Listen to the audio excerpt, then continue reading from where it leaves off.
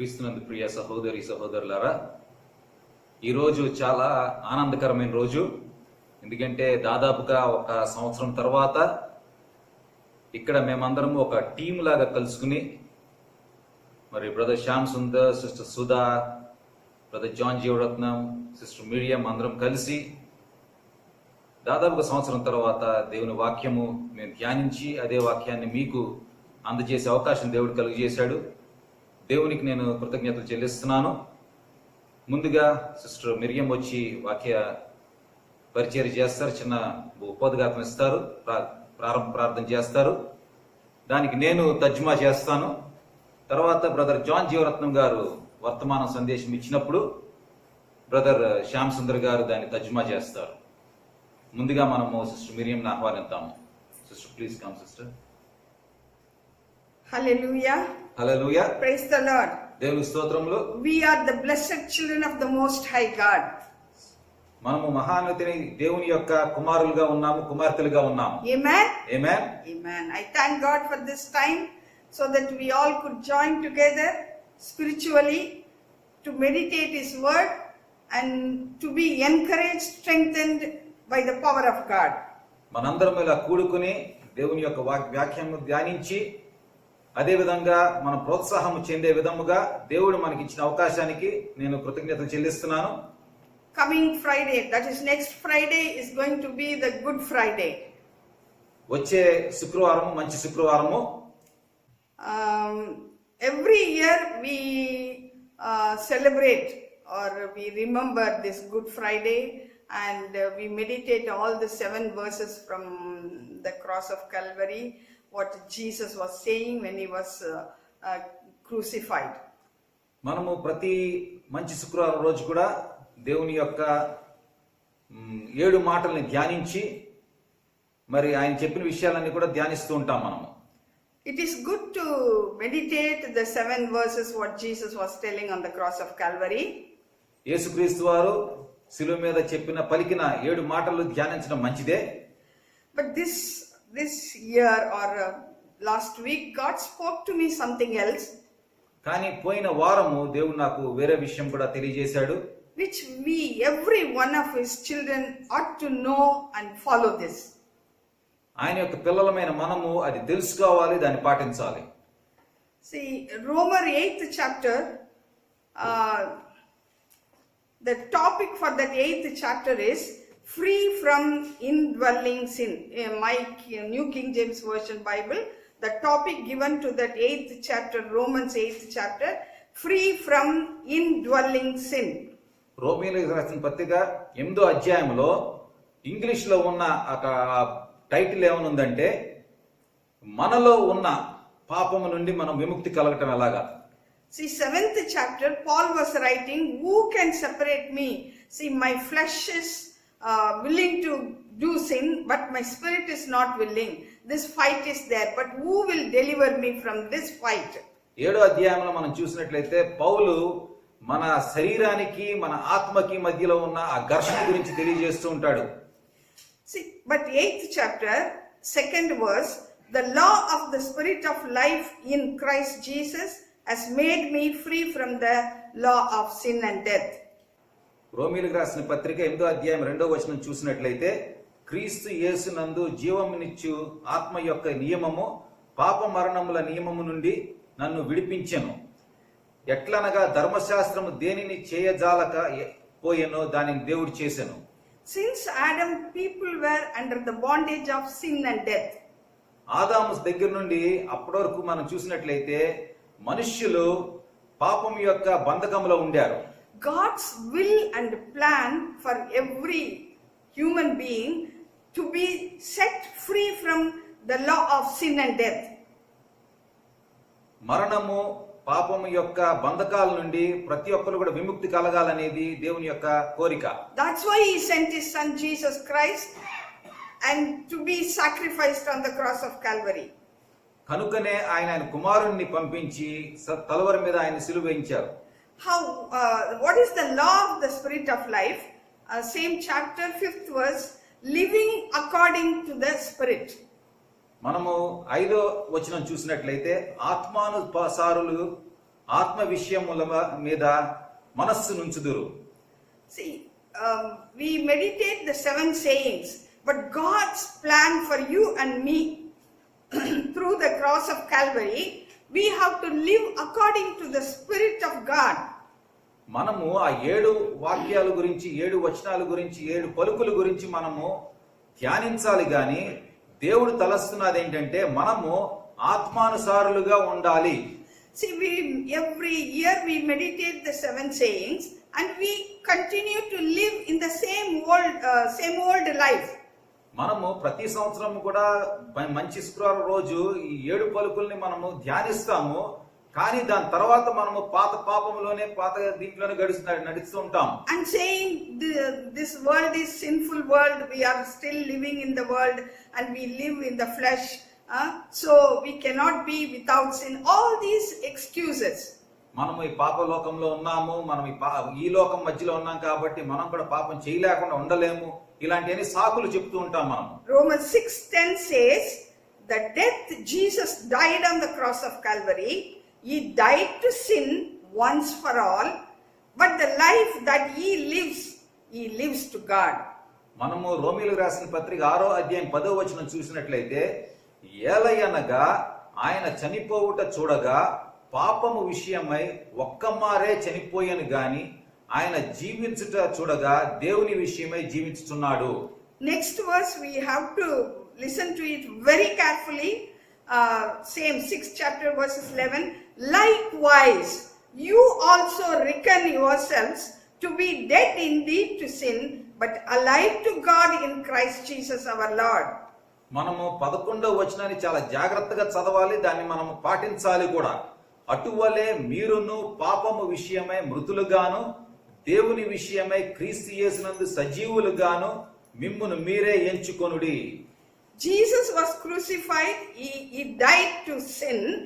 Same, likewise, we have to think ourselves to be dead indeed to sin, but alive to God in Christ Jesus. యేసుక్రీస్తు వారు మరి సిలువ వేయబడ్డారు, అదే విధంగా మనం కూడా పాపానికి సిలువ వేయబడినట్టుగా మనం యేసులో జీవం కలిగిన వారిగా ఉండాలి. This is the will of God, this is the plan of God for Jesus to be crucified on the cross of Calvary. ఈ కారణం చేతనే యేసుక్రీస్తు వారు కలువరిలో మరణించారు. The verses 18, same Romans 6th chapter verses 18, having been set free from sin. When we reckon ourselves to be dead indeed to sin, we are being set free from sin and we become slaves of righteousness. మనము చూసినట్లయితే అదే అధ్యాయం 6వ అధ్యాయం 18వ వచనంలో, పాపము నుండి విమోచింపబడి నీతికి దాసులైతిరి, ఇందుకు దేవునికి స్తోత్రము.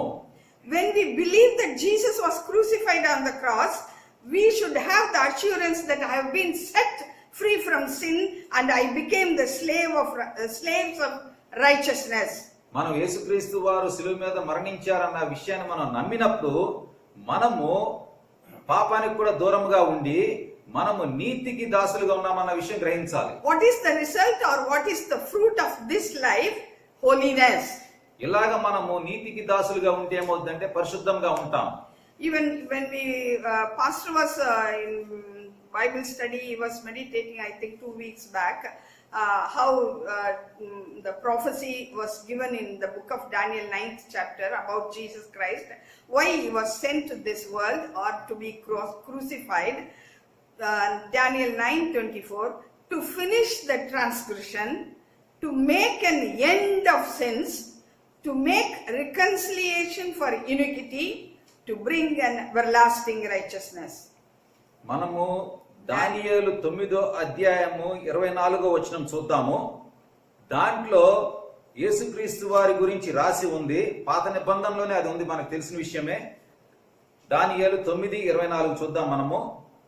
To finish the transgression, to make an end of sins, to make reconciliation for iniquity, to bring an everlasting righteousness. తిరుగుబాటును మానుపుటకును, పాపమును నివారణ చేయుటకును, దోషము నిమిత్తము ప్రాయశ్చిత్తము చేయుటకును, యుగాంతము వరకు ఉండినట్టి నీతిని బయలుపరచుటకును, దర్శనమును ప్రవచనమును ముద్రించుటకును, అతి పరిశుద్ధ స్థలమును అభిషేకించుటకును, నీ జనమునకు పరిశుద్ధ పట్టణమునకు దెబ్బది వారములు విధిపడెను. To make an end of sins. మనం గమనించినట్లయితే అక్కడ పాపముకు నివారణ అని ఉంది. To make reconciliation for iniquity. తిరుగుబాటును మాన్పుటకి.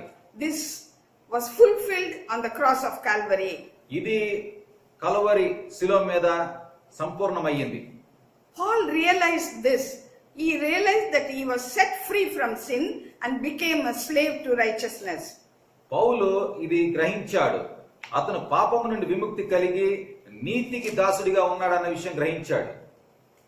When we know that Jesus was crucified for this truth and the sin should have end in my life, Paul is giving 2 points that how we could live on the face of this earth according to the Spirit of God. మనము పాపానికి స్వస్తి చెప్పి మనం నీతిలో నివసిస్తున్నప్పుడు ఈ లోకంలో మనం ఎలా నివసించాలనేది పౌలు మనకు తెలియజేస్తున్నాడు. First point, Galatians 2:20, I have been crucified with Christ. It is no longer I who live, but Christ lives in me. And the life which I now live in the flesh, I live by faith in the Son of God who loved us and gave himself for us. మనము గలితీయులకు రాసిన పత్రిక 2వ అధ్యాయం 20వ వచనం చూద్దాము. నేనైతే దేవుని విషయమై జీవించు నిమిత్తము ధర్మశాస్త్రము విషయమై చచ్చిన వాడనై తిని నేను క్రీస్తుతో కూడా సిలువ వేయబడి ఉన్నాను. ఇకను జీవించువాడ నేను కాను, క్రీస్తు నా యందు జీవించుచున్నాడు. The life now I live in the flesh, we are living in the flesh, I live by faith in the Son of God who loved me and he gave himself for me to be crucified on the cross. ఆ 20వ వచనము 2వ భాగం చూద్దాం మనము. నేనిప్పుడు శరీరమందు జీవించుచున్న జీవితము నన్ను ప్రేమించి నా కొరకు తన్ను తాను అప్పగించుకొనిన దేవుని కుమారుని యందలి విశ్వాసము వలన జీవించుచున్నాను. You might think, how can we live by faith? మనం విశ్వాసముతో ఎలా బ్రతకగలమని ఆలోచన రావచ్చు. Yeah, we believe Jesus, we believe God the Father. How to live by faith in the flesh?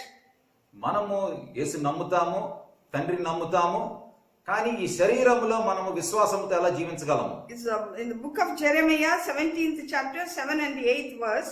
Only 7th verse I'll read. Blessed is the man who trusts in the Lord and whose hope is in the Lord. ఇర్మియా గ్రంథము 17వ అధ్యాయం 7వ వచనం చూద్దాము. యెహోవాను నమ్ముకొను వాడు ధన్యుడు, యెహోవా వానికి ఆశ్రయముగా ఉండును. You might think, yes, I trust God and I hope in him. No, every second of our lives we have to be crucified with Christ. Every second of our life we have to trust God and our hope should be in God.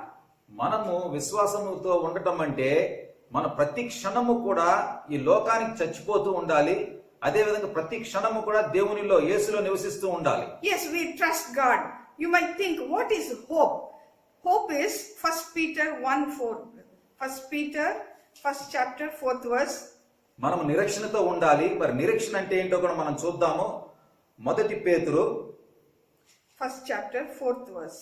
1వ అధ్యాయము 4వ వచనం చూద్దాము. You and me, we are kept by the power of God to an inheritance, incorruptible and undefiled, and that does not fade away, reserved in heaven for us. This is our hope. మన నిరీక్షణ ఏంటో 1 పేతురు 1వ అధ్యాయం 4వ వచనంలో ఉంది. మృతులలో నుండి యేసుక్రీస్తు తిరిగి లేచుట వలన జీవముతో కూడిన నిరీక్షణ మనకు కలుగునట్లు అనుగా అక్షయమైనదియు నిర్మలమైనదియు వాడబారనిదియు స్వాస్యము మనకు కలుగునట్లు ఆయన తన విశేష కనికరము చొప్పున మనలను మరల జన్మింపజేసెను. We are kept by the power of God on this earth. This hope should take hold of you and me. మనము దేవుని యొక్క శక్తిచే ఈ లోకంలో ఉంచబడ్డామన్న నిరీక్షణ మనకు ఉండాలి. Not only simply to have a good life on the earth. ఈ లోకంలో ఏదో మంచి జీవితం ఉండటం కాదు. To an inheritance, incorruptible, undefiled, that does not fade away. It is reserved in heaven for you and me. అక్షయమైనది, నిర్మలమైనది, వాడబారనిది అలాంటి స్వాస్యము మనకుందన్న విషయం మనకు అది నిరీక్షణ. When we believe that we are kept by the power of God, we will not be shaken for anything which is around us. మనకి ఎప్పుడైతే ఆ విశ్వాసం ఉంటుందో, మనం ఈ లోకంలో దేవునిచే ఉంచబడ్డాము, ఆయన శక్తితో ఉన్నామని ఎప్పుడైతే మనం విశ్వసిస్తామో మనకి ఎటువంటి ఇబ్బంది లేదు, మనం ధైర్యంగా ఉండగలుగుతాము. And I'm finishing second point, 2 Corinthians 5:15.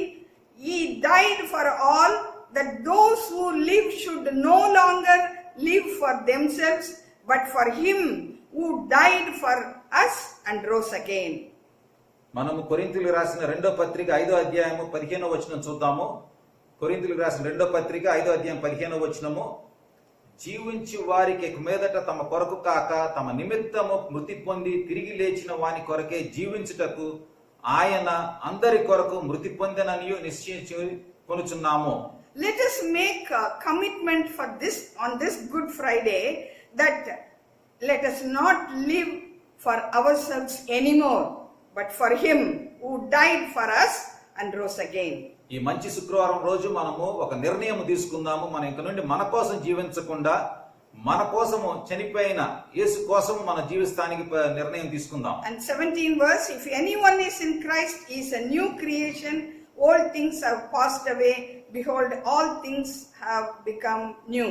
17వ వచనం మనం చూసినట్లయితే, కాగా ఎవడైనాను క్రీస్తునందు ఉన్న ఎడల నూతన సృష్టి, పాతవి గతించెను, ఇదిగో క్రొత్తవాయెను. You might be wondering how we became new creation. What changes are there in my life? మనం క్రొత్తగా ఎలా అయ్యాము, క్రొత్త జీవం ఎలా పొందామని మీకు అనుమానం రావచ్చు. మనం జీవితంలో ఎలాంటి మార్పులు వచ్చినాయి? So I was also asking the Lord, and God gave me this John 3:8. John's నాకు అదే Gospel. అనుమానం వచ్చింది. అప్పుడు దేవుడు నాకు ఒక వచనం ఇచ్చాడు. అది మనం యోహాను సువార్త 3:8లో చూడొచ్చు. The wind blows where it wishes, and you hear the sound of it, but cannot tell where it comes from and where it goes. So is everyone who is born of the Spirit, who lives in the Spirit. మనము యోహాను సువార్త 3వ అధ్యాయం 8వ వచనం చూద్దాము.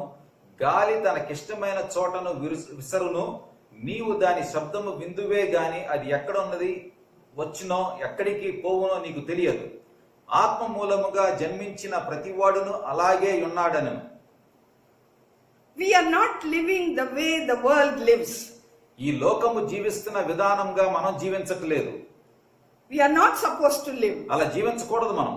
Why? The Spirit of God is inside of us. ఎందుకంటే దేవుని యొక్క ఆత్మ మనలో ఉంది కనుక. You and me, when we are born again, the Spirit of God is inside of us. That is our hope, and that is the truth. మనకి ఎప్పుడైతే మనం మారు మనసు పొందామో దేవుని యొక్క ఆత్మ మనలో ఉంది కాబట్టి మనము ఆయన లాగానే అదే ఆత్మతో జీవించాలి. అదే మనకున్న నిరీక్షణ కూడా. No more self, only the Spirit of God will lead us, take us, and help us to accomplish what He wants us to be. మనము సొంతగా కాదు గాని దేవుని యొక్క ఆత్మ మనం ఏ పని చేయాలి, ఏ మార్గంలో వెళ్ళాలి, ఏ పని సంపూర్ణంగా చేయాలి, కంప్లీట్ చేయాలన్న విషయం తెలియజేస్తుంది. See, nobody knows where it comes from, where it goes. Specially, God told me something beautiful. It strengthened me a lot. Devil cannot locate you. ఇక్కడ గాలి తనకిష్టమైన చోటను విసురును, నీవు దాని శబ్దం విందువే గాని అది ఎక్కడి నుండి వచ్చినో ఎక్కడికి పోవునో నీకు తెలియదని ఉంది. ఇది నాకు చాలా ధైర్యాన్ని ఇచ్చింది ఈ వాక్యము. ఎందుకంటే అపవాది కూడా మనము ఎక్కడున్నామో పట్టుకోలేడు. He cannot locate you and me. మనల్ని అపవాది పట్టుకోలేడు, ఎక్కడున్నామో తెలుసుకోలేడు. Sickness cannot locate you and me. అస్వస్థత కూడా మనల్ని తాకలేదు. Pandemic cannot locate you and me. ఈ తెగులు కూడా మనల్ని ఏం వెతకలేదు. If we are totally controlled by the Spirit of God. దేవుని యొక్క ఆత్మచే పూర్తిగా మనము ఆధీనంలో ఉంటే గనక మనల్ని ఈ తెగులు కాదు, అపవాది కాదు, ఎవరు కూడా ఏం చేయలేరు. Let us commit all of us for this truth.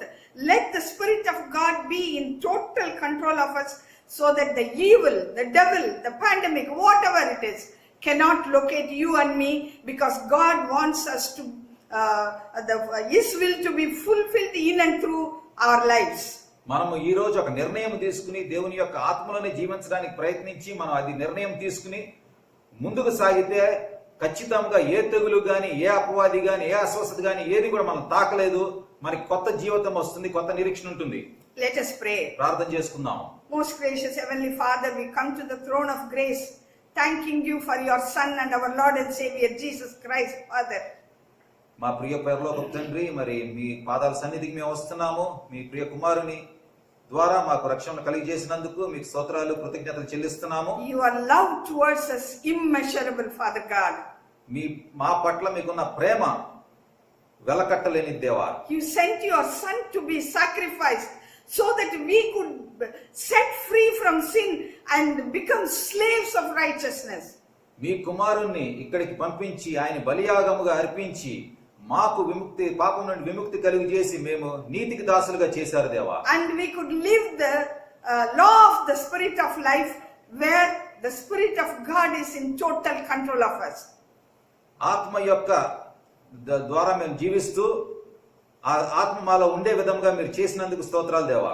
Yes, Father God. Even when the devil tries to look at us, he cannot locate us. అపవాది మమ్మల్ని ఎక్కడున్నామో వెతుకుదాం అనుకున్నా మేము కనపడము దేవా. Thank you for this truth, Father God. ఈ సత్యం మాకు తెలియజేసినందుకు మీకు ధన్యవాదాలు దేవా. Thank you for the Good Friday. మంచి శుక్రవారం కోసం కూడా మీకు స్తోత్రాలు, ధన్యవాదాలు Because దేవా. he was sacrificed, we could enjoy this free from sin life. ఆయన బలియాగము ద్వారా మాకు పాప విముక్తి కలిగిన జీవితం జీవించగలుగుతున్నాము. Give the rest of the time, speak to us, encourage us, mold us, strengthen us, Father God. We need only your word. Help us to feed on your word. మమ్మల్ని మీరు ప్రోత్సహించండి దేవా, మీరు మాట్లాడండి దేవా, మీ ఆధ్యాత్మికమైన మన్నాతో మమ్మల్ని నింపండి దేవా. Give you glory, honor and praises. In Jesus Christ's name I pray. Amen. సమస్త మహిమ ఘనత ప్రభావం మీకే చెల్లిస్తున్నాము. యేసుక్రీస్తు వారి నామములో అడుగుచున్నాం దేవా, ఆమేన్. I greet you all in the name of our Lord and Savior Jesus Christ. యేసుక్రీస్తు ప్రశస్త నామములో మిమ్మల్ని అందరినీ నేను అభినందిస్తున్నాను. I praise and thank the Lord for making it possible that Brother Shyam Sundar joined with us today. సహోదరుడు మాతో ఏకీవించడానికి దేవుడు చేసిన కృపను బట్టి నేను దేవుని యందు ఆనందిస్తున్నాను. Our God is a good God. మన దేవుడు గొప్ప దేవుడు. As I was waiting upon the Lord to give us one more teaching during this Lent season, ఈ ఉపవాస దినాల్లో మరొక పాఠము నేర్చుకుందామనే ఆసక్తితో నేను కనిపెడుతున్నప్పుడు God has given me something different. దేవుడు ఒక ప్రాముఖ్యమైన విషయాన్ని దేవుడు నాకు నేర్పించాడు. Turn with me, book of James. యాకోబు పత్రికను ఒకసారి చూద్దాం. The book of James is written by the brother. James was the brother of Jesus Christ.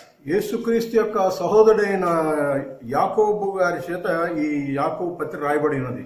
And when Jesus was living on this earth, he was not trusting upon Jesus as the Lord. యేసుక్రీస్తు వారు ఈ లోకములో జీవిస్తున్నప్పుడు యాకోబు క్రీస్తుని ప్రభువుగా అంగీకరించలేదు. After his resurrection, he started believing Jesus Christ as Lord. యేసుక్రీస్తు వారి యొక్క పునరుద్ధానం తరువాత యాకోబు ప్రభువుని యేసుక్రీస్తుని ప్రభువుగా అంగీకరించాడు. And we can call him like you and me as believers. మన రీతిగానే విశ్వాసిగా ఆయన్ని పిలువపడవచ్చు. Because even though he was his own brother, born to Mary, he was not trusting upon Jesus Christ. ఆయన సొంత సహోదరుడు తల్లి అయిన మరియ గర్భంలో పుట్టినా సరే యేసుక్రీస్తుని మాత్రం ఆయన నమ్మలేదు. And after his resurrection, he started having faith and he started believing the word of God, and he became a very eminent, very good preacher in those areas.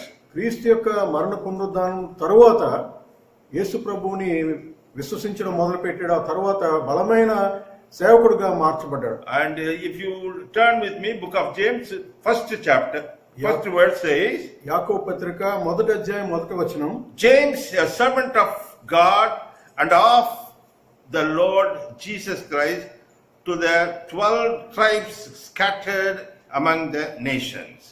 దేవుని యొక్కయు ప్రభు అయిన యేసుక్రీస్తు యొక్కయు దాసుడైన యాకోబు అన్య దేశముల యందు చెదరి ఉన్న 12 గోత్రముల వారికి శుభమని చెప్పి వ్రాయునది. He calls himself the servant of Jesus Christ. ఆయన ఈ పరిస్థితుల్లో యేసుక్రీస్తు యొక్క సేవకుణ్ణి అని గుర్తించుకుంటున్నాడు. And he is writing to all the 12 tribes scattered everywhere. 12 గోత్రాల వారు చెదరి ఉన్న ప్రాంతాల్లో ఏ ప్రాంతాలకు చెదరి ఉన్నారో వారందరినీ ఉద్దేశిస్తూ మాట్లాడుతున్నాడు. And his writings are something different. ఆయన ఒక విధమైన రీతిగా ఆయన రాస్తున్నాడు. It is unique, something we should carefully understand. మనము ఇది ప్రత్యేకమైన రీతిగా దీన్ని అర్థం చేసుకోవాలని నేను ఆశిస్తున్నాను. To start with, he put a very controversial subject in front of us. ఈ ఆరంభంలోనే చాలా వ్యతిరేకమైన విషయాన్ని మన ముందు పెట్టి ఉన్నాడు. Verses 2 says, "Consider it pure joy, my brothers, whenever you face trials of many kinds, because you know that the testing of your faith develop perseverance." రెండో వచనం చూసుకుంటే, నా సహోదరులారా, మీ విశ్వాసమునకు కలుగు పరీక్ష ఓర్పును పుట్టించునని ఎరిగి మీరు నానా విధములైన శోధనలో పడునప్పుడు అది మహానందమని ఎంచుకొనుడి. Do you agree with this? దీంతో మీరు అగ్రీ అవుతున్నారా? Testing and the trials anybody will consider as a pure joy. శోధనలు పరీక్షలు ఈ సంతోషకరమైన పరిస్థితిని ఎవరు అంగీకరిస్తారు? Normally when blessing comes, we say, we enjoy, we rejoice, we celebrate among the family, among the friends.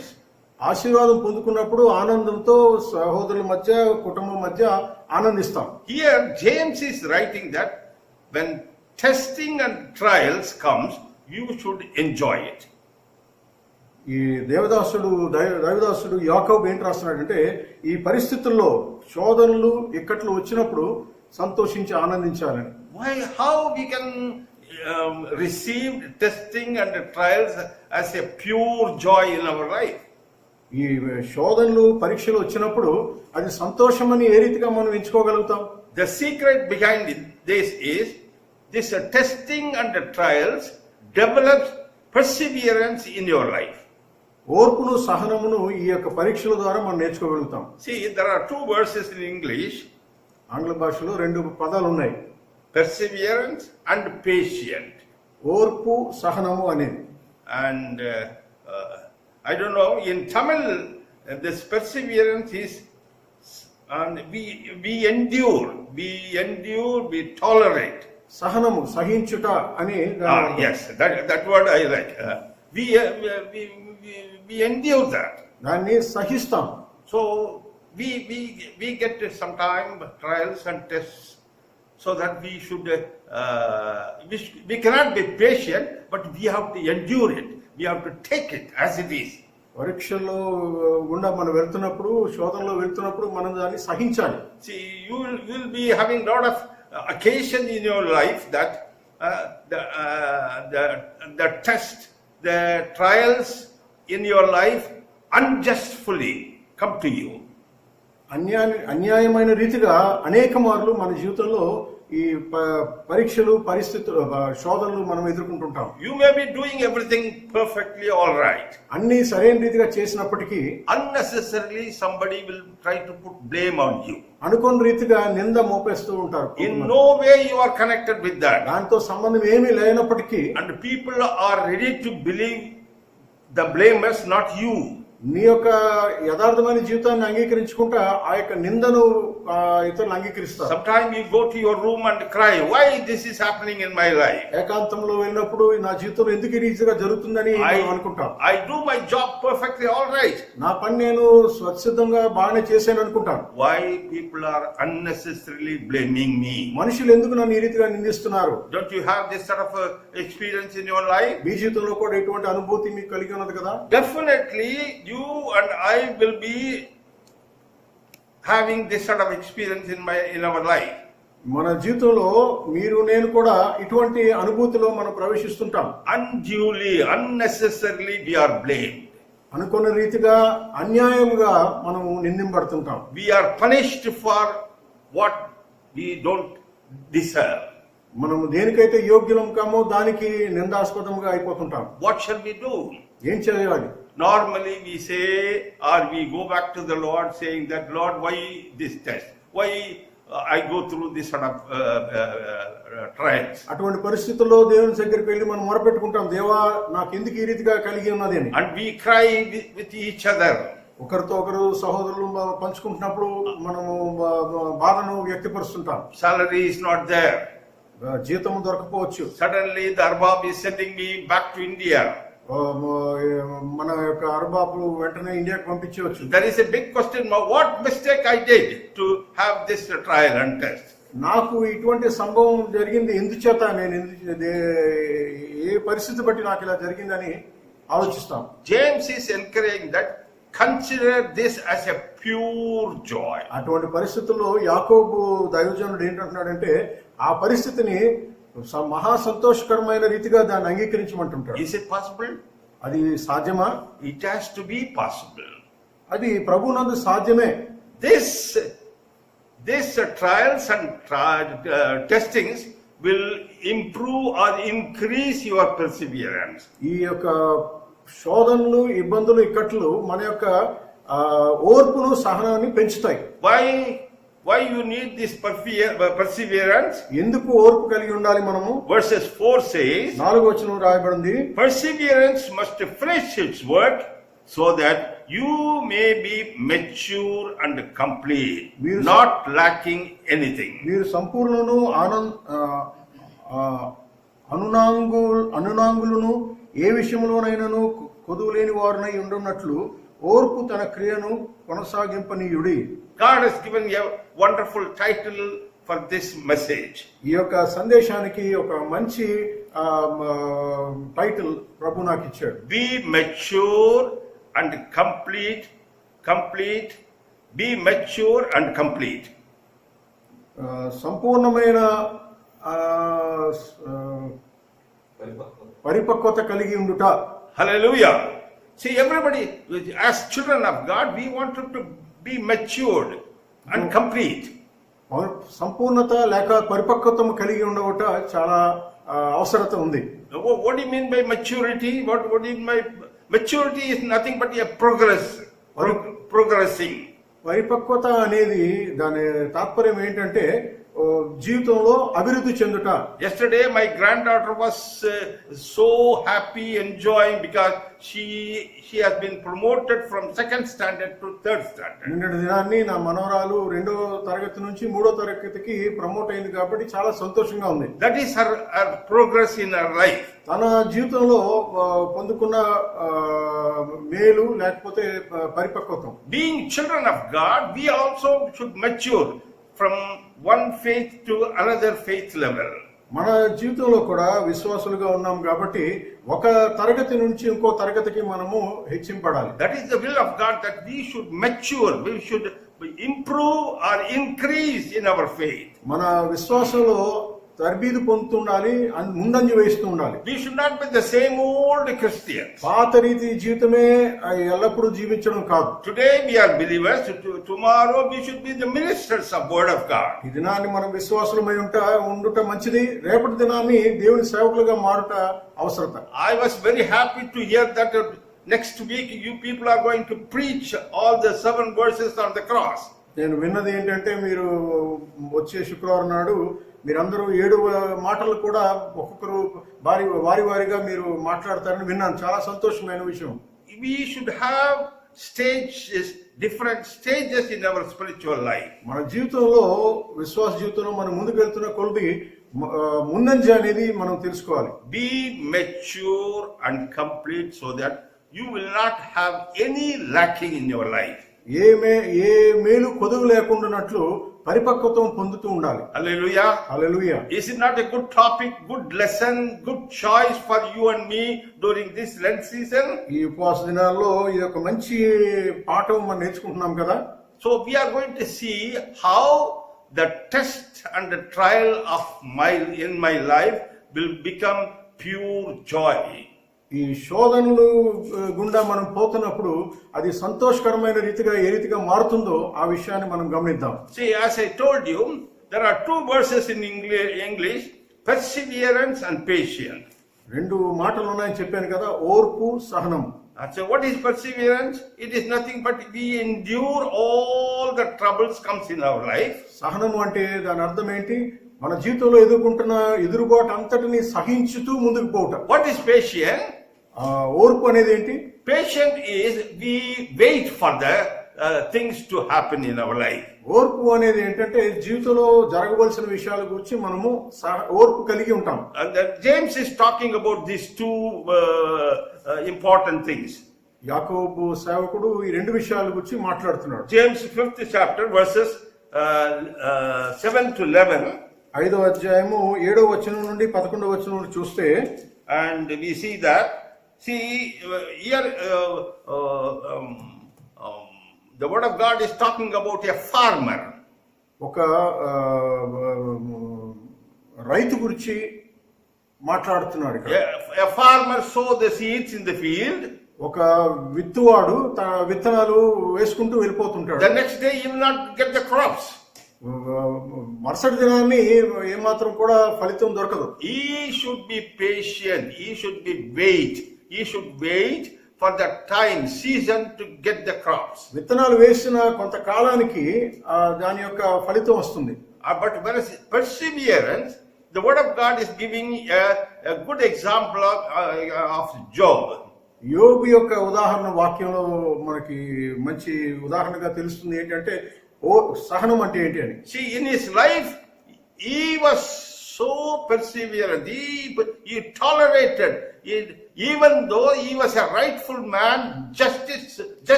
justified man, righteous man, but everything came against him. యోబు నీతిమంతుడై ఉండి కూడా తన జీవితంలో అన్ని వ్యతిరేక పరిస్థితులు ఎదుర్కొన్నాడు. But he tolerated, he accepted all his tests and trials. కానీ వాటన్నిటిని కూడా సహిస్తూ ముందుకు సాగిపోయాడు. And the word of God talks about that everything has changed finally in his life. ఆ ఓర్పు సహనం కలిగి ఉండటం వలన మెట్టుకు తన జీవితంలో అన్ని కూడా మారిపోయినాయి. He was getting almost double the blessing in the final stage. ఆఖరిగా చూస్తే ఏంటంటే తన జీవితంలో రెండంతులుగా ఆశీర్వాదం పొందుకున్నాడు. So I am ready to accept the test and trials. కాబట్టి జీవితంలో పరీక్షలు లేకపోతే శోధనలు ఎదుర్కోవాల్సిన పరిస్థితి వచ్చినప్పుడు నేను అంగీకరిస్తాను. Test and trials will improve my perseverance.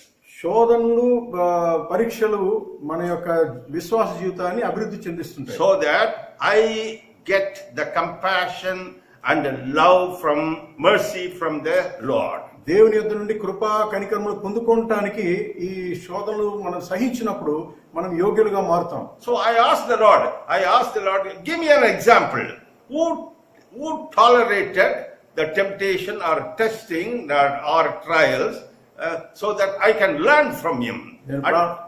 ప్రార్థనలో నేను దేవుని అడిగాను ఏంటంటే, ఒక వ్యక్తి జీవితాన్ని నా ముందు పెట్టు దేవా, ఆయన ద్వారా నేను నేర్చుకోవడానికి అని అడిగినప్పుడు, normally when I get a test or trial, immediately I run back to the Lord and started crying unto him.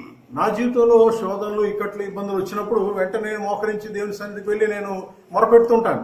I ask him, why Lord, why you are testing my life? నా జీవితాన్ని ఎందుకు ఈ రీతిగా నువ్వు పరీక్షిస్తున్నావు నేను మూలుగుతాను. James is very clear about the trials and temptation. యాకోబు శోధనలు ఇక్కట్ల గురించి చాలా విశ్లేషణగా రాస్తుంటాడు. First chapter verses 13 says, 1వ అధ్యాయము 13వ వచనంలో, when tempted, no one should say, God is tempting me, for God cannot be tempted by evil, nor does he tempt anyone, but each one is tempted when by his own evil desire he is dragged away and enticed. దేవుడు కీడు విషయమే శోధింపనేరడు, ఆయన ఎవరిని శోధింపడు గనుక ఎవడైనా శోధింపబడినప్పుడు నేను దేవుని చేత శోధింపబడుచున్నానని అనుకోనకూడదు. It is very clear that God is not tempting us. దేవుడు మనల్ని శోధిస్తున్నాడని మనం ఏమాత్రం కూడా అనుకోడు. He will not put you in any temptation. ఆయన ఎప్పుడు కూడా మనల్ని శోధనలో గురి చేయడు. Then who is putting us in temptation? మనల్ని శోధనకు గురి చేసేవారు ఎవరు? I was wondering, Lord, all the time I was thinking that because of my sin, my iniquity, you are trying to put me in test. You wanted to correct me and give me a lesson. నా పాపం బట్టి తప్పిదమును బట్టి నీవు నన్ను శోధిస్తున్నావని నేను అనుకున్నాను, నన్ను సరైన మార్గంలో పెట్టడానికి అని నేను అనుకున్నాను. Here James is writing, God is not at all testing you. యాకోబు రాసింది ఏంటంటే దేవుడు ఏమాత్రం కూడా శోధించడం. God cannot test you with any sort of evil. ఏ విధమైన చెడుతో దేవుడు నిన్ను శోధించడు. Now my question is, who is testing me? అయితే మరి శోధించేది ఎవరు? The one who tests you is the devil. నిన్ను శోధించేవారు ఎవరంటే సాతాను. And he has a name, tester. వాడికి ఒక పేరు ఉంది, ఏంటంటే పరీక్షించేవాడు. Hallelujah. And he will not spare anyone for putting them into temptation. ఏ ఒక్కరిని కూడా విడిచిపెట్టక ప్రతి ఒక్కరిని కూడా శోధిస్తుంటాడు. He has tempted Jesus Christ, the Son of God, who came into this world for 40 days. దేవుని కుమారుడైన యేసుక్రీస్తును కూడా ఏమాత్రం కూడా విడిచిపెట్టకుండా 40 దినాలు. If you turn with me the book of Luke, లూకా సువార్త 4th chapter, 4వ అధ్యాయము, the word of God starts like this. Jesus, full of the Holy Spirit, returned from the Jordan and was led by the Spirit in the desert. అరణ్యంలో ఆత్మచేత నింపబడిన వాడే యేసుక్రీస్తు శోధింపబడుటకు కొనిపోబడెను. See, now Jesus Christ is almost 30 years old. యేసుక్రీస్తు వారు ఆ సమయంలో 30 సంవత్సరాలుగా తన వయస్సు ఉండేది. He went to river Jordan and he was baptized by John the Baptist.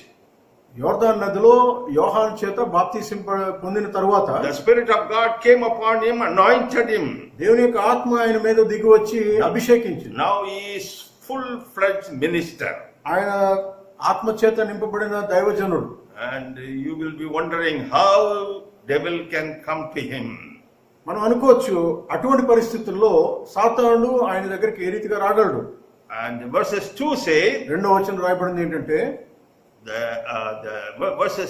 first verses, the last part, he was led by the Spirit in the desert. ఆత్మ చేత అరణ్య ప్రాంతంలో శోధింపబడుటకు కొనుక్కోబడెను అని రాయబడింది. Who is there in the desert? ఆ యొక్క అడారం ప్రాంతంలో ఎవరున్నారు? He is a man of a servant of God, anointed with full of the Holy Spirit. He has to go to the people. మనుషుల దగ్గరికి పోవాలి, ఎందుకంటే ఆయన ఆత్మచేత నింపడ్డాడు. దేవుని సేవ చేయడానికి మనుషుల మధ్యకి పోవాలి. That was his ministry. అది దేవుని యొక్క సేవకుడు కాబట్టి సేవకు వెళ్ళాలి. Setting people free from all sort of bondages. బంధింపబడిన వారిని విడుదల చేయటం. But the Spirit of God has taken him, led him to the desert. కానీ అరణ్య ప్రాంతంలోనికి పరిశుద్ధాత్ముడు కొనిపోయాడు. Verses 2 says, where 40 days he was tempted by devil. రెండో వచనం రాయబడింది ఏంటంటే, ఆ అరణ్య ప్రాంతంలో 40 దినాలు శోధింపబడెను అని రాయబడింది. Hallelujah. Hallelujah. How many test temptation devil brought to Jesus Christ? యేసుక్రీస్తు వారికి ఎన్ని విధాలుగా శోధనలు తీసుకొచ్చాడు సాతానుడు? Normally we think that there are 3 tests. 3 పరీక్షలు మాత్రమే అనుకుంటాం. I don't think it's only 3 tests. 3 మాత్రమే కాదు. Here the word of God is very clear. 40 days the devil was keep on testing him. 40 దినాలు క్రమంగా శోధిస్తూనే ఉండేవాడు. So many tests. అనేకమైన శోధనలు. But only 3 tests are recorded in the word of God. 3 శోధనలు మాత్రమే ఇక్కడ రాయబడి ఉన్నాయి. What about the rest of the tests? మరి తతిమా శోధనల గురించి ఏంటి? But the Spirit of God was telling me these 3 tests gives you a good lesson. ఈ 3 శోధనలు మంచి పాఠాన్ని మనకు నేర్పిస్తాయి. Devil came to Jesus Christ. సాతానుడు యేసు ప్రభు వారి దగ్గరికి వచ్చి, That time Jesus was fasting, praying 40 days. 40 దినాలు ఆయన ఉపవాస ప్రార్థన చేస్తుండేవాడు. The word of God says that he was hungry and he wanted to eat something. ఆ 40 దినాలు ఉపవాస దినాల్లో ఆయన ఆకలి కొని ఏదైనా ఆహారం పొందుకుందామని ఆశించాడు. Satan was catching the correct point, valid point. You are hungry, you are the Son of God, change these stones into bread and eat. ఆకలి పరిస్థితిలో సాతానుడు మంచి అవకాశాన్ని చూసి, నువ్వు ఆకలి కొంటున్నావు కదా, అందుకని ఈ రాళ్ళను రొట్టెలుగా మార్చుకొని తిను. Is it not possible with the Son of God, Jesus Christ? యేసుక్రీస్తుకు అది సాధ్యం కాదా? It is very easy because he was the one who brought manna from heaven in the desert. ఈ దేవుని కుమారునికి అది సాధ్యం, ఎందుకంటే అరణ్య ప్రాంతంలో ఇశ్రాయేలీయులకు మన్నా అనుగ్రహించిన వాడు ఆయనే. And he was bringing manna to the people of Israel in the desert, not one or two, multitude. అరణ్య ప్రాంతంలో ఒక దినం కాదు, 2 దినాలు కాదు, అనేక దినాలు ఆ మన్నాని వారికి అనుగ్రహించాడు. And they were eating up to the throat. వారు గొంతు వరకు కూడా తింటుండేవారు. But it will be an easy job for Jesus Christ changing stone to bread. రాళ్లను రొట్టెగా మార్చడం అనేది యేసుక్రీస్తుకు సాధ్యమే. And this is the first test. ఇది మొదటి శోధన. And what was the answer to devil by Jesus Christ? యేసుక్రీస్తు వారు ఇచ్చిన సమాధానం ఏంటి? That was the interesting point. అది చాలా ప్రాముఖ్యమైనది. See, Jesus Christ was answering, man does not live on bread alone. యేసుక్రీస్తు చెప్పిన సమాధానం ఏంటంటే, మనుష్యుడు రొట్టె వల్ల మాత్రము కాదు గాని, but on every word that comes from the mouth of God. దేవుని నోటి నుండి వచ్చి ప్రతి మాట వలన జీవించును. What I learned from this message, ఈ యొక్క సందేశం ద్వారా నేర్చుకున్నది ఏంటంటే, there must be some secret for you and me. మనకి ఇరువురికి నేర్చుకోవాల్సిన పాఠం ఇక్కడ ఉంది. When trials and tests are coming to me, I should consider it as a pure joy. శోధనలు పరీక్షలు వచ్చినప్పుడు మనము సంతోషించి ఆనందించాలి. In that connection, the word of God teaches me I should live by the word of God. ఆ పరిస్థితుల్లో నేను నేర్చుకున్నది ఏంటంటే, దేవుని వాక్యమును అనుసరించి ఆధారపడుతూ నేను జీవించాలి. When test comes, పరీక్ష వచ్చినప్పుడు, when trials come, శోధనలు వచ్చినప్పుడు what I should do? నేను చేయవలసింది ఏంటంటే, I should not call all the leaders, elders, brother, this is my problem, pray for me. Brother, sister, pray for me. అందరికీ ఫోన్లు చేసేసి, సహోదరులారా నా విషయం మీరు ప్రార్థన చేయండి, ఈ శోధనలో ఉన్నాను అని చెప్పడం కాదు. I should escape from this test. ఆ యొక్క పరిస్థితి నుండి, ఆ యొక్క పరీక్ష నుండి నేను వెడలిపోవాలి. I should endure this test. ఆ యొక్క శోధనను నేను సహించాలి. The test should not overcome me. ఆ పరీక్ష నన్ను జయించడం కాదు కానీ, What I should do? నేను చేయవలసింది ఏంటంటే, I should eat the word of God. దేవుని యొక్క వాక్యం నేను గ్రహించుకోవాలి, నేను అవగాహించుకోవాలి. This is the teaching Jesus Christ was giving to the devil. సాతానుకు యేసు ప్రభు వారు చెప్పిన గుణపాఠం అది. Man should live by the word of God. మనుష్యుడు దేవుని నోట నుండి వచ్చి ప్రతి మాటను జీవించాలి. Do you think that the devil will hear this and change his mind? సాతానుడు ఆ మాట విని తన మనస్తత్వాన్ని మార్చుకుంటాడా? He will not change. వాడి మనస్తత్వం ఏమాత్రం మార్చుకోడు. But I will change. కానీ నేను మారుతాను. I will listen to this message. ఈ యొక్క సందేశం నేను అంగీకరిస్తాను. Now I will start practicing this commandment. ఆ యొక్క ఆజ్ఞను నేను ఆ జీవితంలో అవలంబించి నేను దాన్ని అనుసరిస్తాను. During my trials, during my temptation, I eat more the word of God. నా శోధనలో, నా పరీక్షల్లో నేను దేవుని యొక్క వాక్యాన్ని అధికంగా నేను ధ్యానిస్తాను. Hallelujah. Hallelujah. See, when test comes, don't sit in the corner and cry. పరీక్షలు వచ్చినప్పుడు ఒక మూల కూర్చొని ఏడడం కాదు. Take the word of God దేవుని యొక్క వాక్యాన్ని తీసుకొని and start reading it. దాన్ని ధ్యానించడం చాలా అవసరం. And whether you understand or not, అది మీరు అర్థం చేసుకున్నా అర్థం చేసుకోకపోయినా don't worry about that. దాని గురించి ఏమాత్రం కూడా, See, we are all reading the word of God. Every time when we read, new things are coming out. మనం ప్రతిసారి వాక్యం చదువుతున్నప్పుడు ప్రతి మారు కూడా అది నూతనంగా మనకి కనిపిస్తుంటది. So you start reading the word of God. మీరు దేవుని యొక్క వాక్యాన్ని ధ్యానిస్తుండాలి. There is one teacher with you all the time, the Spirit of God. He will teach you. He will give you a suitable situation to come out from the test. మీరు వాక్యమును చదువుతున్నప్పుడు దైవికంగా ఆలోచిస్తే పరిశుద్ధాత్ముడు మీ వెంబడి ఉండి మీకు గుణపాఠం నేర్పిస్తుంటాడు. He will give you the correct solution for your situation. మీ యొక్క పరిస్థితికి అనుగుణ్యమైన పాఠం మనకి నేర్పిస్తాడు. Sometimes people say, no brother, I read the word of God, I don't understand. అనేకులు అంటుంటారు ఏంటంటే వాక్యం చదువుతున్నాను కానీ సహోదరుడా నాకు అర్థం అవట్లేదు అంటాం. You and depend upon the Spirit of God. You teach me, you explain me.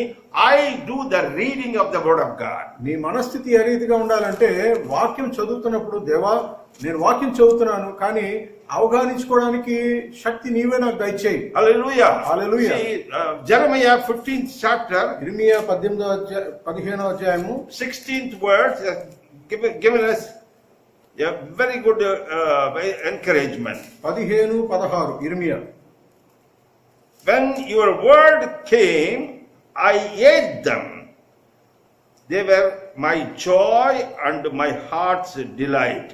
For your name, O Lord God Almighty. నీ మాటలు నాకు దొరకగా నేను వాటిని భుజించి తిని సైన్యములకు అధిపతి యెహోవా దేవా నీ పేరు నాకు పెట్టబడెను గనుక నీ మాటలు నాకు సంతోషమును నా హృదయమునకు ఆనందమును కలుగజేయుచున్నవి. When you are tested, when you are troubled, take the word of God.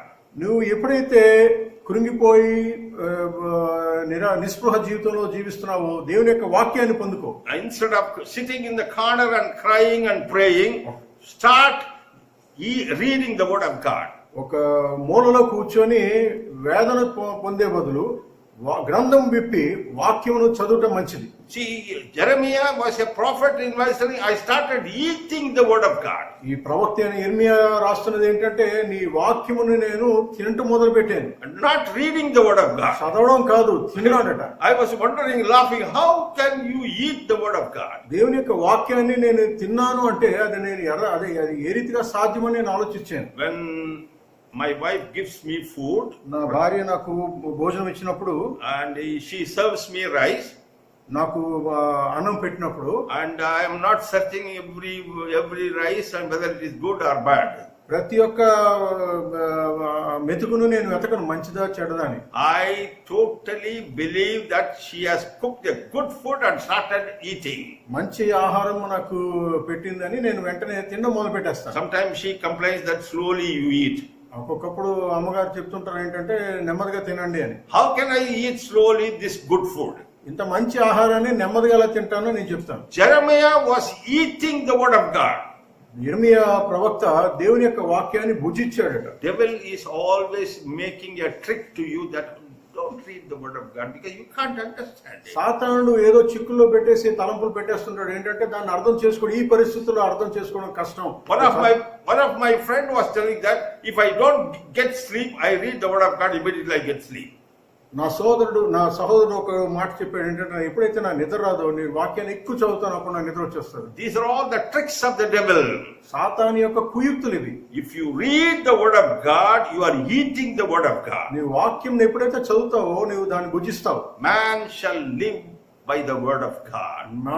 మానవుడు దేవుని యొక్క వాక్యం బట్టి జీవిస్తాడు. When you eat good food, you become healthy.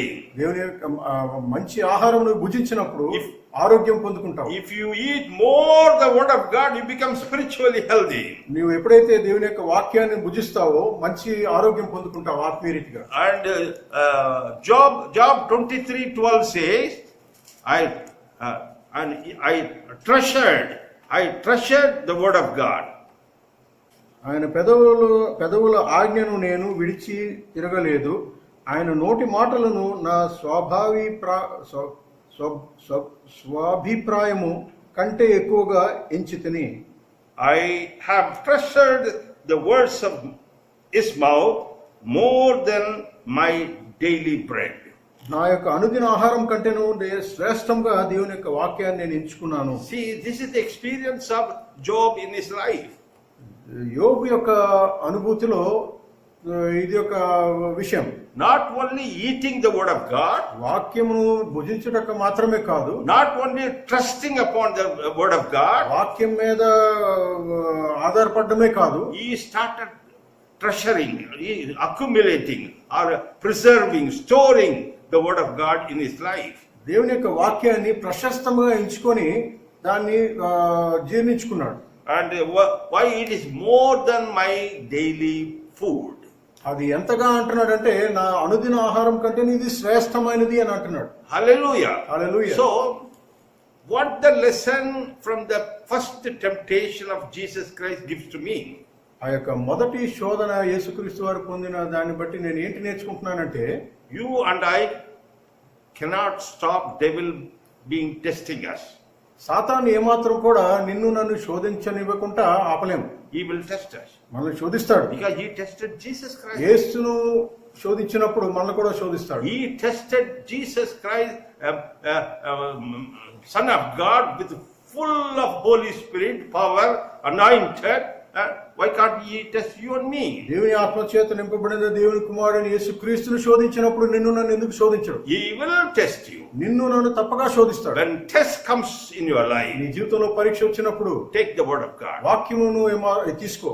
Start eating the word of God. వాక్యమును భుజించుట చేయు. Start accumulating, treasuring the word of God in your life. వాక్యమును ప్రశస్తముగా అంగీకరించు. God will give you a way out from all your tests and trials. నీకు కలిగిన పరిస్థితులన్నిటి నుండి, శోధన నుండి ఆయన మీకు విడుదల దయచేస్తాడు. God will increase your perseverance. నీ యొక్క సహనాన్ని ఆయన పెంపొందింపజేస్తాడు.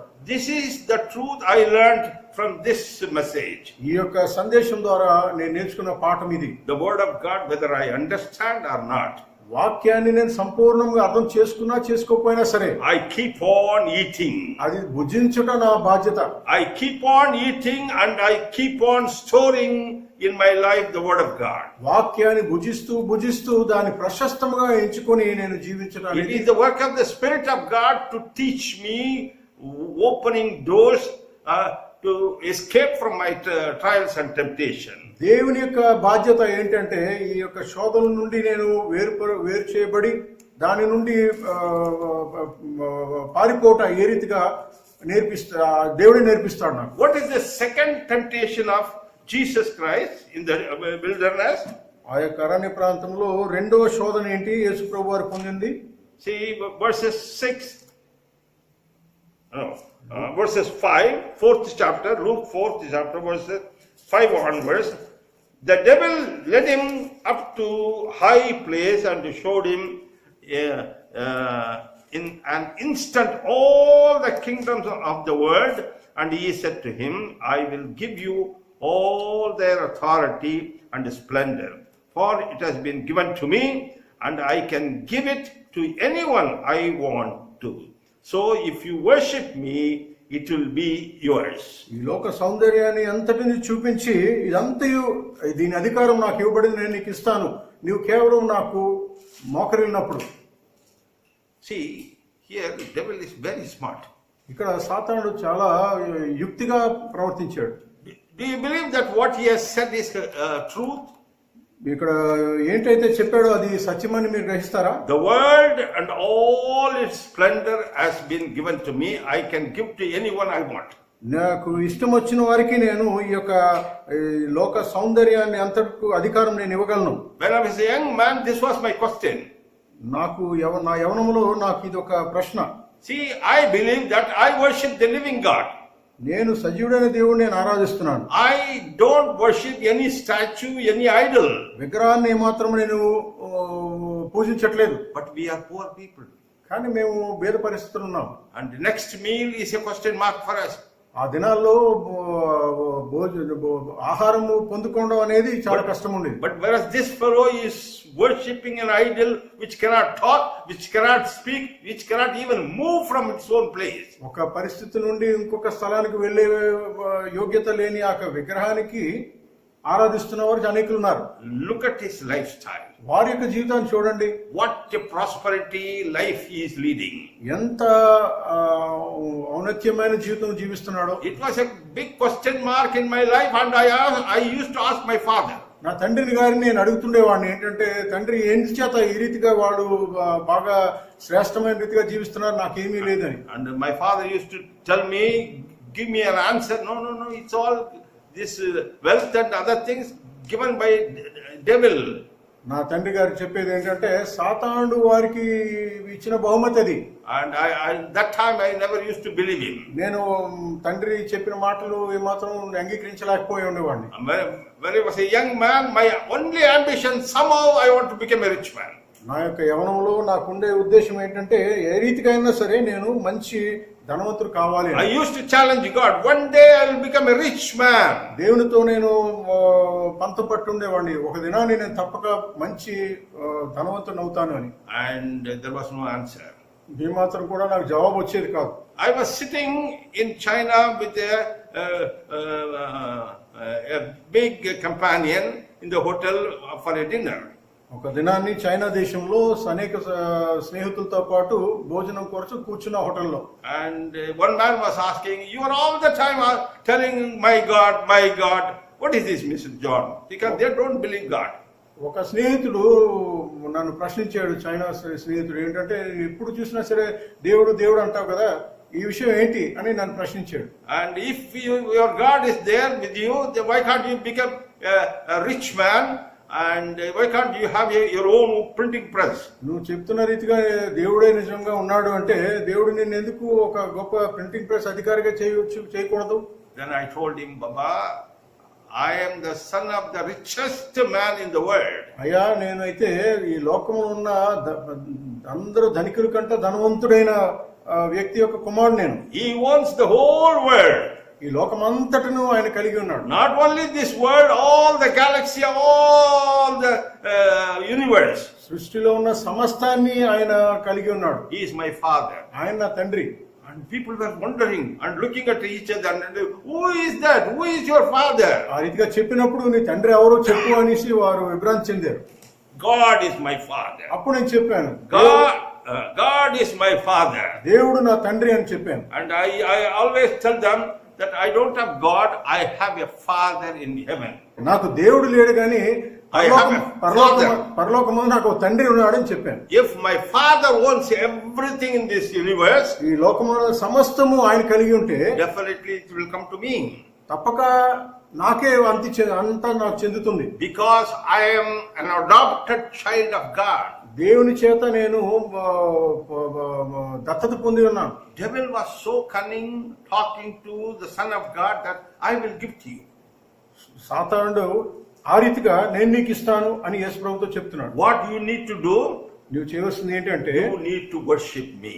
నీవు కేవలం నన్ను ఆరాధించు. If you worship me, నీవు నన్ను ఆరాధిస్తే I will give to you everything. ఈ సమస్తాన్ని నీకు నేను ఇస్తాను. The answer to this point to the devil is something very unique. ఇక్కడ ఈ యొక్క సవాలుకు యేసయ్య ఇచ్చిన జవాబు చాలా గొప్పది. What is the answer Jesus Christ gave to devil? సాతానుకి యేసయ్య ఇచ్చిన ఉత్తరం ఏంటో తెలుసా? Worship the Lord your God and serve him only. నీ దేవుడైన యెహోవాకు ప్రభువునకు మొక్కి ఆయనను మాత్రమే సేవింపవలెను. Whom is telling to whom? ఎవరితో చెప్తున్నారు? The Son of God, Jesus Christ, Lord and Savior, is talking to devil, worship your Lord. దేవుని కుమారుడైన యేసుక్రీస్తు వారు సాతానుడికి నీ దేవుణ్ణి ఆరాధించు అని చెప్పాడు. Do you think that he understood this and he received this truth? ఆ సత్యాన్ని వాడు గ్రహించి దాన్ని అంగీకరించాడు అంటారా? I don't think he has changed his mind. అప్పుడు వాడు మారు మనసు ఏం పొందలేదు. But this message is for you and me. కానీ ఈ యొక్క సందేశము నీకు నాకు చెందినదై ఉన్నది. Worship the Lord your God Almighty. నీ దేవుడైన ప్రభువును ఆరాధించవలెను. Hallelujah. Hallelujah. See, when we have problem, మనకు సమస్యలు కలిగినప్పుడు, when the tests and trials are going on in our life, శోధనలు పరీక్షలు మనము ఎదుర్కొంటున్నప్పుడు we are shattered. మనము చిద్దరపిత్తరుగా అయిపోతుంటాం. Sometimes we ask people, brother, sister, I missed you in the church last week. మనం అనేక మారు సోదరులతో అంటాం, గత వారంలో నేను కలుసుకుందాం అనుకున్నాను కానీ కలవలేకపోయాను. Brother, big problem, this is the thing happened in my life. పెద్ద సమస్య వచ్చింది నా జీవితంలో అని చెప్తాం. And people fight with God. దేవునితో మనుషులు పోరాడతారు. They don't want to come to church. ఆలయానికి రారు. They don't want to read the word of God. వాక్యాన్ని చదవరు. They don't want to pray. They don't want to pray. ప్రార్థన చేయరు. And instead of that, they call you to pray for them. కానీ మిమ్మల్ని పిలిచి ప్రార్థన చేయమని అంటారు. And see, when problem comes, సమస్య ఎదుర్కొన్నప్పుడు, when you are undergoing some trials and temptation, శోధనలు పరీక్షలు ఎదుర్కొంటున్నప్పుడు, Jesus Christ is teaching something unique in this place. నీకు నాకు ఒక మంచి పాఠాన్ని యేసయ్య నేర్పిస్తున్నాడు. Worship the Lord your God. నీ ప్రభువును సేవించు. Hallelujah. Hallelujah. Worship the Lord your God Almighty. నీ దేవుడైన ప్రభువును సేవించు. See, this is the lesson, we get it. మనం నేర్చుకోవాల్సిన పాఠం ఇదే. Worshipping God when trial comes. శోధనలో మనం ప్రవేశించినప్పుడు దేవుని సేవించడం అనేది చాలా ప్రాముఖ్యం. Worship the Lord when you cannot or you don't know how to escape from this situation.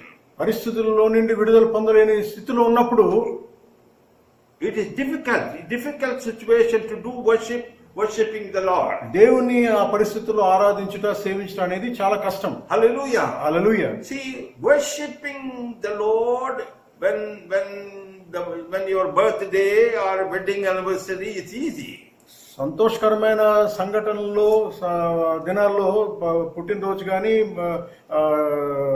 పెళ్లి రోజు కానీ దేవుని ఆరాధించడానికి చాలా సులభం. Worshipping the Lord when trials and temptation comes to you, difficult. శోధనలో, పరీక్షలో మనం వెళ్తున్నప్పుడు దేవుని ఆరాధించడం, సేవించడం అనేది చాలా కష్టం. But God is insisting that you need to worship me. కానీ దేవుడు మన నుండి ఆశించేది ఏంటంటే మనము ఆయన్ను సేవించాలి. Hallelujah. Hallelujah. See, when you worship God, the situation will be changed. అటువంటి పరిస్థితుల్లో దేవుని మనం సేవించినప్పుడు పరిస్థితులు మారిపోతాయి. And when you worship God, the tester, the tempter will run away from you. ఆ పరిస్థితుల్లో సాతానుడు మిమ్మల్ని విడిచిపెట్టి పారిపోతాడు ఎప్పుడైతే దేవుని మీరు సేవిస్తారో. How to worship God? దేవుని ఏ రీతిగా సేవించాలి? Don't think that you worship God in a particular manner, particular time, particular style. ఒక ప్రత్యేకమైన పద్ధతి, సమయము ఏమాత్రం ఏం లేదు. See, Jesus Christ, when he was talking to the Samaritan woman, సమరయ స్త్రీతో యేసయ్య మాట్లాడుతున్నప్పుడు, John 4th chapter, యోహాను సువార్త 4వ అధ్యాయము, Samaritan woman was given something very important message. ఒక మంచి సందేశము ఆ యొక్క స్త్రీకి యేసయ్య ఇచ్చారు. What is that message Jesus Christ gave to this lady? ఇక్కడ ఇవ్వబడిన సందేశము ఏంటో మనం చూద్దాం. 4:23 says, 4:23 వచనంలో, Yet a time is coming and has now come when true worshippers will worship the Father in spirit and truth, for they are kind of worshippers the Father seeks. God is spirit, and his worshippers must worship in spirit and truth. యోహాను సువార్త 4:23 వచనంలో ఈ రీతిగా రాయబడింది. అయితే యథార్థముగా ఆరాధించువారు ఆత్మతోను సత్యముతోను తండ్రిని ఆరాధించు కాలము వచ్చుచున్నది, అది ఇప్పుడు వచ్చేయున్నది. తన్ను ఆరాధించువారు అట్టివారే కావాలని తండ్రి కోరుకుంటున్నాడు. దేవుడు ఆత్మ గనుక ఆయన ఆరాధించేవారు ఆత్మతోను సత్యముతో ఆరాధించవాలని అనెను. See, recently I was listening one message from a believer from different faith. He accepted Jesus Christ. వేరొక అన్య జనాంగం నుండి యేసుక్రీస్తును అంగీకరించి ఒక విశ్వాసి నాతో మాట్లాడట జరిగింది. He was telling a truth that this religion, this faith has no conditions. ఈ యొక్క విశ్వాసము, ఈ యొక్క నమ్మిక వేరే వాటితో నేను సరిచూస్తే దీంట్లో ఏమాత్రం కూడా కట్టుదిట్టలు లేవు. And they are free to worship the living God. ఈ విశ్వాసములో దేవుణ్ణి ఆరాధించుట అనే దాంట్లో చూస్తే స్వేచ్ఛ అనేది ఉంది. And any time they can worship. ఏ సమయంలో సరే దేవుని ఆరాధించవచ్చు. Any position they can worship. ఏ పరిస్థితుల్లో అయినా సరే వారు ఆరాధించవచ్చు. And any stage they can worship. ఏ స్థితిగతుల్లో కూడా దేవుని ఆరాధించవచ్చు. See how God spoken to this particular man. ఆ వ్యక్తితో దేవుడు మాట్లాడిన రీతిగా మనం పరిశీలిద్దాం. They also believe one God. వారు కూడా ఒక దేవుని నమ్ముతారు. But they have conditions to worship the one God. ఆ యొక్క దేవుని ఏ దేవుని అయితే నమ్ముకుంటారో ఆ దేవుని నమ్మడానికి కొన్ని స్థితిగతులు ఉన్నాయి. Here we see freedom in God to worship Him. దేవుని సేవించట్లో స్వేచ్ఛ అనేది క్రైస్తవ విశ్వాసంలో. When problem comes, పరిస్థితుల్లో మనము సమస్యల్లో ఎదుర్కొన్నప్పుడు God is encouraging you and me worship Him. సమస్యల్లో మనల్ని దేవుని సేవించాలని దేవుడు ఆశిస్తున్నాడు. How to worship God? ఏ రీతిగా దేవుని సేవించాలి? You don't have to stop your work and go to a place to worship Him. నువ్వు చేస్తున్న పని ఆపేసి వేరే ఒక ప్రాంతానికి వెళ్ళి అక్కడ సేవించడం కాదు. When you are cooking in your house, you can start worshiping God. నీ వంట చేస్తున్నప్పుడు దేవుని నీవు సేవించొచ్చు. How to worship God? దేవుని ఏ రీతిగా సేవించొచ్చు? You don't have any format for that to worship God. ఒక పద్ధతి అనేది ఏమీ లేదు.